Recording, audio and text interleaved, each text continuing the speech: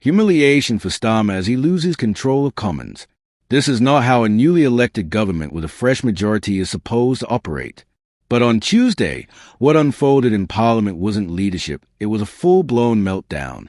Sir Keir Starmer, riding high on a recent electoral mandate, was left red-faced and humiliated in front of the entire nation. The chaos resembled the worst days of Brexit infighting or the spectacular collapses under Boris Johnson and Liz Truss. And yet, unlike those scandals, this one didn't happen under a crumbling administration. It happened under his. A prime minister supposedly in full control. But let's be clear, there was no control on display.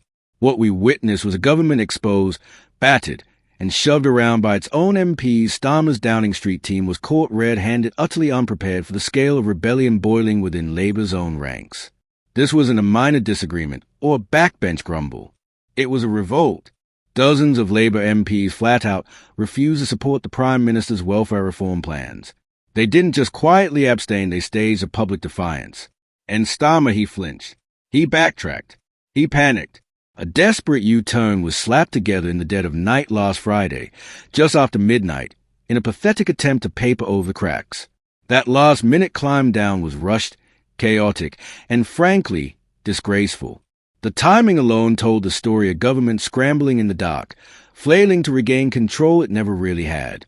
Starmer's team thought they'd done just enough to contain the fallout. They couldn't have been more wrong. Because behind the scenes, that rebellion wasn't shrinking, it was growing. Whispers of dissent turned into full-blown mutiny. Around 50 Labour MPs stood firm, refusing to fall in line, refusing to sell out their principles for a PR stunt. And it got worse. Every time Downing Street tried to calm the waters, they only stirred the storm further. On Monday, the government tried to reassure its MPs by dumping a bundle of vague concessions into the Commons. The result, total confusion. Instead of silencing critics, they handed them more ammunition. Wavering MPs weren't reassured, they were rattled. The so-called reforms were riddled with contradictions and half-baked promises. Even Labour loyalists didn't know what they were being asked to vote for. This isn't strength. It's weakness. It's amateur hour at the very heart of government. And let's not forget, this is the first major rebellion of Starmer's leadership since securing power.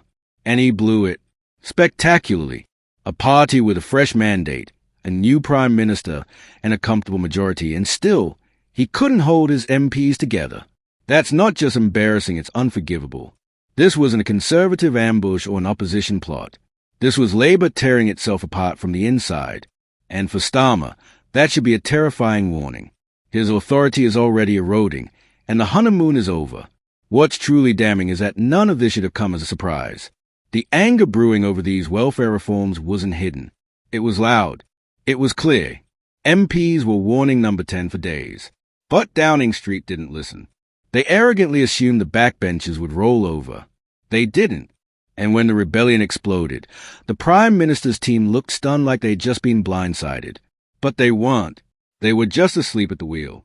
This government wasn't ready. It wasn't competent. It wasn't united. It failed in full public view, and the damage is deep. When a government loses the trust of its own MPs this early on, it's not a blip, it's a crisis, a constitutional one, because it raises a chilling question. If Starmer can't control his party now, when things are relatively stable, what happens when real pressure hits? This entire episode reeks of political amateurism. The Labour leadership was arrogant enough to think their own MPs would blindly follow orders and naive enough to believe a slapdash late-night compromise would fix the mess. Instead, they've been exposed as disconnected, out of touch, and fundamentally unfit to manage internal dissent. The truth is simple. Starmer was humiliated. His leadership was challenged. And he lost. This isn't about policy, anymore it's about credibility. And the Prime Minister just lost a significant chunk of it. The public saw it. The press saw it. And most dangerously for Starmer, his MPs saw it. The illusion of Labour unity shattered. The image of Starmer as a strong leader obliterated.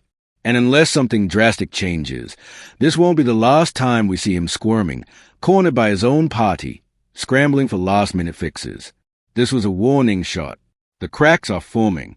And if this is how Keir Starmer handles the first real test of leadership, Britain is in for a long, chaotic ride. This is UKE News. Stay tuned because the meltdown has only just begun.